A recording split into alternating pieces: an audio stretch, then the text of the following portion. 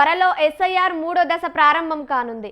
దేశంలో 22 రాష్ట్రాలు, కేంద్రపాలిత ప్రాంతాల్లో ఎస్ఐఆర్ ప్రక్రియ చేపట్టనున్నట్లు ఈసీ అధికారులు తెలిపారు.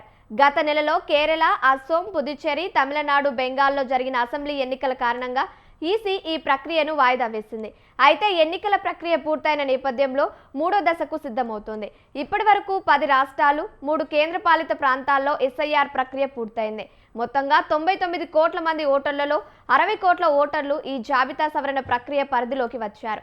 మిగిలిన 40 కోట్ల ఓటర్లకు సంబంధించి 17 రాష్ట్రాలు, 5 కేంద్రపాలిత ప్రాంతాల్లో సర్ ప్రక్రియ చేపట్టనున్నారు.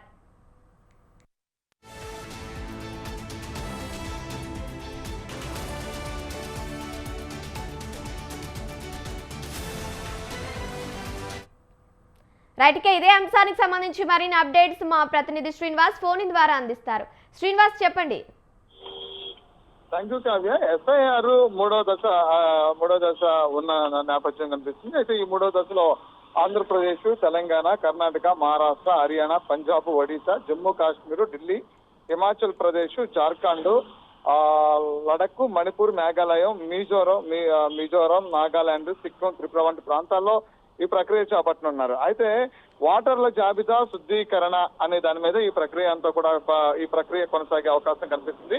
చనిపోయిన వారు, వేరే ప్రాంతాలకు శాశ్వతంగా వలస వెళ్ళిన వారు, మరి అదే విధంగా చూస్తే నకిలీ ఓటర్లో ఆ పేరును జాబితా నుండి తొలగించడం, అలాంటి అంశాలను కూడా ఎస్ఐఆర్ తీసుకొచ్చారు. ఈ మధ్యకాలంలో మనం చూస్తే కనుక జరిగినటువంటి మన జరిగినటువంటి ఎన్నికల జరిగిన ప్రాంతాలు ఏవైతే ఉన్నాయో, ఇటు పశ్చిమ బెంగాల్ కావచ్చు, అస్సాం కావచ్చు, ఈ ప్రాంతాల్లో మొన్న కూడా ఎస్ఐఆర్ అనే దాని మీద పెద్ద ఎత్తున వివాదం తగిన పరిస్థితి మనం చూస్తున్నాం. అయితే ఈ గణాంకాలు మనం గతంలో చూసినట్లయితే గత దశలో ఈ ప్రక్రియ వాళ్ళ ఓటర్లు జాబితాలో దాదాపు 10.2 మేర తగ్గుదల కనిపించింది. దానివల్ల కూడా రాష్ట్రంలో అంటే ఎన్నికలు జరిగినటువంటి రాష్ట్రాలు ఏవైతే ఉన్నాయో ఆ రాష్ట్రాల్లో పెద్ద ఎత్తున వివాదం రాస్తున్న పరిస్థితి ఉంది. అంటే ఓటర్ తొలగించే ప్రక్రియ ప్రారంభించారు, ఎన్నికల ముందు ఈ కార్యక్రమాలు ఎందుకు చేపట్టారని చెప్పని అక్కడ ఉన్నటువంటి ప్రాంతీయ పార్టీలు పెద్ద ఎత్తున గోల్ చేసినటువంటి పరిస్థితి కనిపిస్తుంది. అయితే దేశవ్యాప్తంగా కూడా ఎస్ఐఆర్ ప్రక్రియ అనేది కేంద్ర ప్రభుత్వం మొదలుపెట్టింది. ఇటు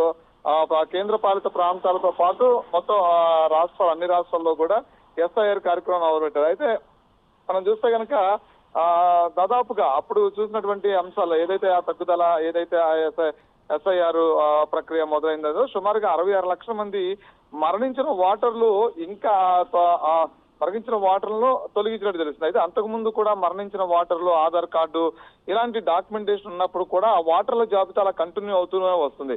అయితే 2026 ఎన్నికల జరిగినటువంటి రాష్ట్రాల ఎన్నికలు ఏవైతే ఉన్నాయో అప్పటికి వచ్చేపాటికి మరణించిన వారు ఓటర్ల సంఖ్య దాదాపుగా అప్పటికి 66 లక్షలు కనిపించింది. అయితే 66 లక్షలను కూడా తొలగించినటువంటి పరిస్థితి చూస్తున్నాం. అయితే ఆన్లైన్ ద్వారా లేదా బూత్ స్థాయి అధికారులు సహాయంతో ఆ వివరాలన్నీ కూడా నమోదు చేసుకోవడం, పూర్తి స్థాయిలో అక్కడ స్థానికంగా ఉంటున్నారా లేదా, ఆ స్థానికత ఎంతవరకు కాలం నుంచి ఉంటున్నారు, అదేవిధంగా వాళ్ళకి సంబంధించినటువంటి ఆధార్ కార్డు స్థితిగతులు ఏంటి, అంటే ఏ జనరేషన్ నుంచి ఇక్కడ ఉంటున్నారు అనే దాని మీద కూడా పెద్ద ఎత్తున వివాదాలు తీసుకొచ్చిన పరిస్థితి ఉంది. అయితే ఇటు పశ్చిమ బెంగాల్ ఎన్నికలు మనం చూసినట్లయితే పశ్చిమ బెంగాల్ ఎన్నికల నుంచి మమతా బెనర్జీ పెద్ద ఎత్తున ఎస్ఐఆర్ మీద కామెంట్ చేయడమే కాకుండా ఎన్నికల రోజున కూడా ఎస్ఐఆర్ పేరుతో పూర్తి స్థాయిలో ఉన్నటువంటి ఓట్లన్నీ తొలగించి పశ్చిమ బెంగాల్ ప్రజలకు అన్యాయం చేశారు, వాళ్ళ ఓట్లు తొలగించారు అని చెప్పడమే కాకుండా కొన్ని ప్రాంతాల్లో పోలింగ్ అసలు జరగడం లేదు, కొన్ని ప్రాంతాల్లో అసలు పోలింగ్ కౌంటింగ్ చేయట్లేదు అనేటువంటి అంశాలను కూడా తెర మీద తీసుకొచ్చారు. అయితే అప్పటికే ఆ రాష్ట్రాల్లో ఉన్నటువంటి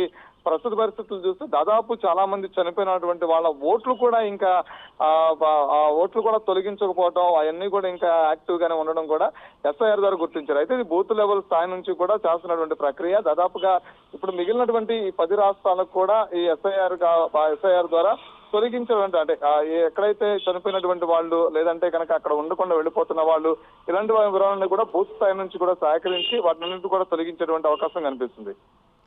thank you Srinivas, thank you for the updates.